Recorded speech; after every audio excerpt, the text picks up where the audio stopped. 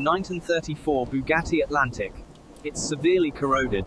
The hood is missing, and the rain has pooled inside the engine bay.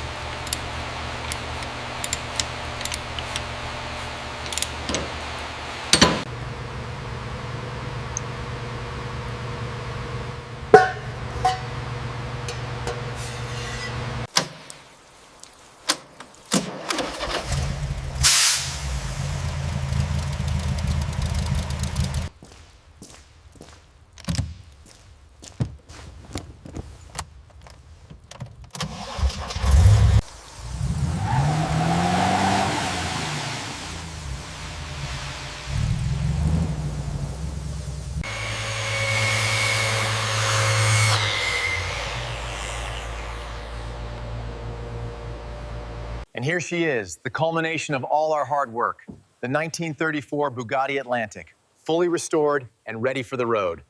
The process involved pressure washing, sandblasting, paint stripping, primer application, and the final clear coat. We started with a rusted shell, but look at her now. This 1934 Bugatti Atlantic is finally complete, restored to her original glory.